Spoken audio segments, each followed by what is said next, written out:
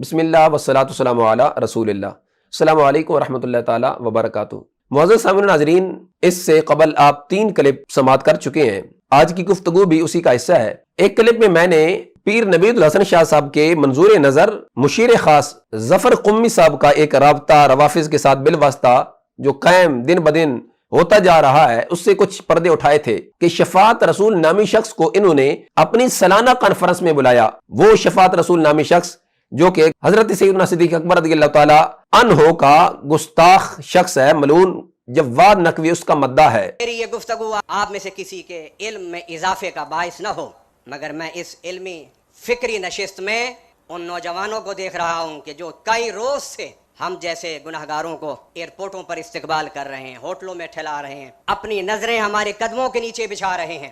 یہ آغا جواد نقوی کی کرامت ہے کہ اس نے لبرل نوجوانوں کو مذہب کی طرف مائل کیا اور پھر ان کے خون میں رگ میں وحدت کا پیغام ایسا سمویا کہ وہ بلا تفریق مذہب ہر عالم دین کو سلام کرنے کے لیے، سلوٹ کرنے کے لیے تیار ہے۔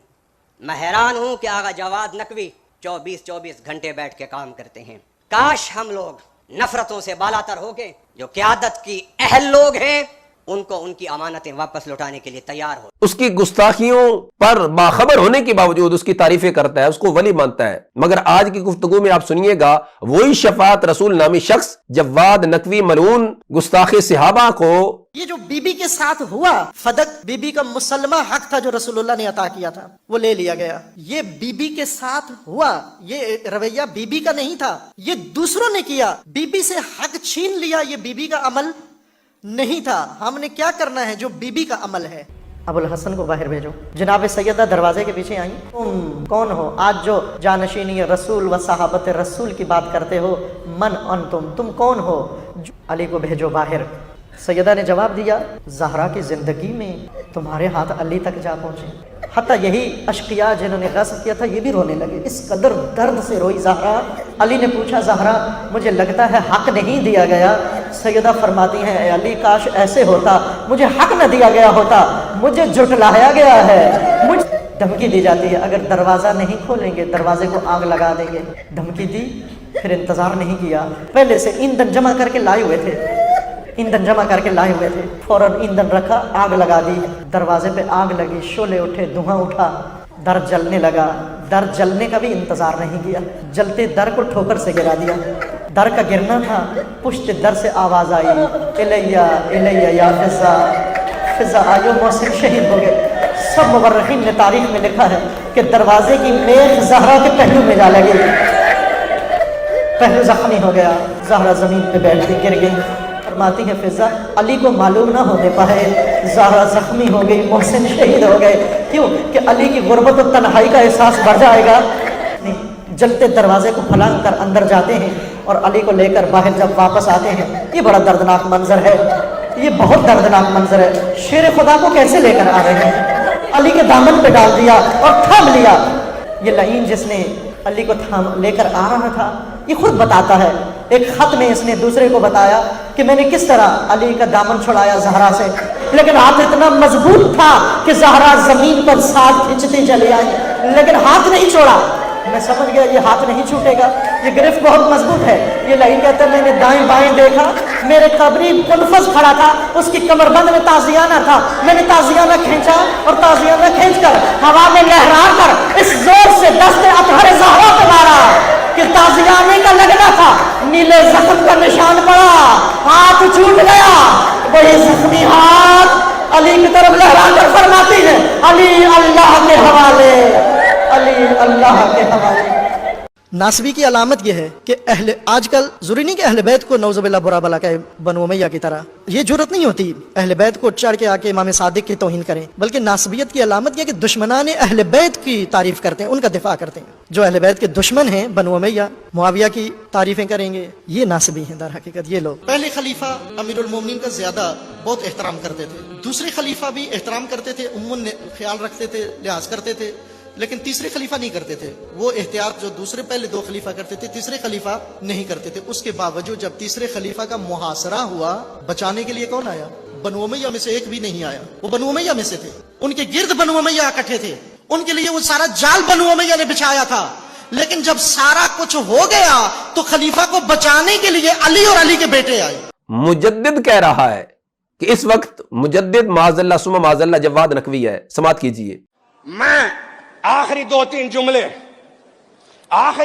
جملے خطیب بہت ہیں اور رہیں گے, وائز بہت ہیں رہیں گے, مدرس بہت ہیں ہر مسلک میں رہیں گے, مقرر بہت ہیں رہیں گے, لیکن کام آگے بڑھانے کے لیے خطیب, وائز, مدرس سے, مقرر سے آگے بڑھ کے ہمیں ضرورت ہے مجدد کی. میں اعلان کر رہا ہوں کہ مسلک شیعہ میں آغا جواد نقوی نے 10 سال جو کام کیا ہے وہ مجددانہ کام ہے. جی ناظرین کرام, آپ نے سماعت کیا. اسی شفاعت رسول نامی شخص کو ظفر قمی صاحب نے اپنے سالانہ پروگرام میں بلایا.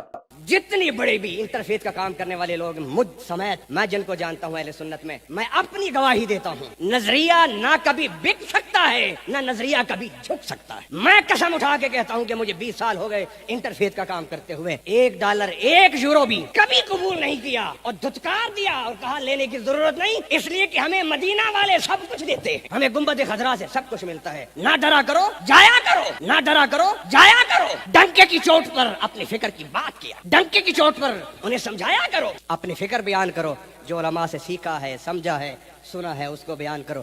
مت ڈرا کرو. جن کے عقیدے مضبوط ہوتے ہیں, جن کی نسبتیں مضبوط ہوتی ہیں, وہ نہ کبھی گمراہ ہو سکتے ہیں نہ کبھی بک سکتے. مت ڈرا کرو. جن کے عقیدے مضبوط ہوتے ہیں, جن کی نسبتیں مضبوط ہوتی ہیں, وہ نہ کبھی گمراہ ہو سکتے ہیں نہ کبھی بک سکتے ہیں. اور میں سید نوید الحسن شاہ مشہدی دامت برکاتہم العالیہ کو بھی حجہ تبریک پیش کرتا ہوں کہ انہوں نے اپنے دادا کے اس مسند کا حق ادا کیا ہے. آپ نے کسی کو نہ کبھی اپنا سمجھا نہ پرایا سمجھا. جو بھی سینہ میں عشق مصطفیٰ لے کے آیا اٹھ کے. میں نے اس اپنے کلم میں بھی یہ کہا تھا کہ کوئی اگر اس ظفر قمی کا خیر خواہ ہے تو وہ ہمیں اس چیز کا جواب دے, کیا گستاخ صحابہ کا حامی بالواسطہ گستاخ نہیں, تو اس گستاخ صحابہ کے حامی کو بلا کر عزت دینا اور اس کو عزتوں کی تاج پہنانا, اس کی تعریف و توصیف کرنا, کیا بالواسطہ اس گستاخی صحابہ کی حمایت نہیں ہے؟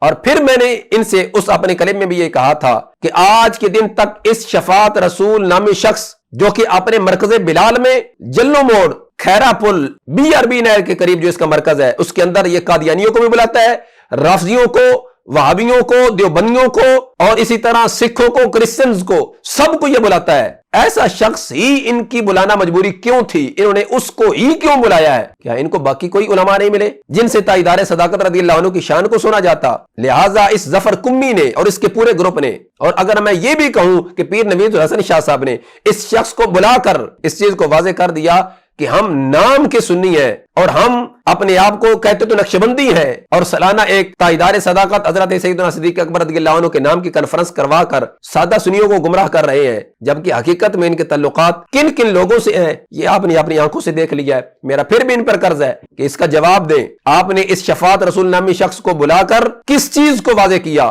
رفضیت کو پروموٹ کیا یا کہ سنیت کو؟ کیا اس کو بلانا جواد نقوی ملعون کی حمایت نہیں ہے؟ کیا یہ اس کا مداح نہیں ہے؟ کیا اس کو یہ ولی نہیں مانتا؟ کیا اس کو یہ مجدد نہیں مانتا؟ پھر ایسے شخص کو بلا کر اپنے سٹیج پر اس سے تقریر کروانے کا مقصد کیا ہے؟ اس کا ہمیں جواب چاہیے. اللہ ہم سب کو عقیدہ اہل سنت پر استقامت نصیب فرمائے. وما توفیقی الا باللہ.